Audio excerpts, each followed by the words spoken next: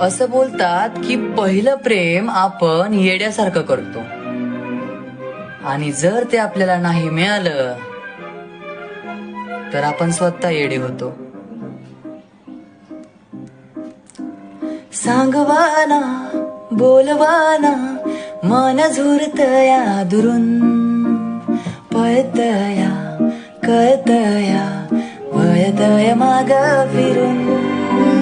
सजलं ग दजलं ग लाज गाजला सारलं, येंद हे गोंधळ लाड लाड गेलं हरून.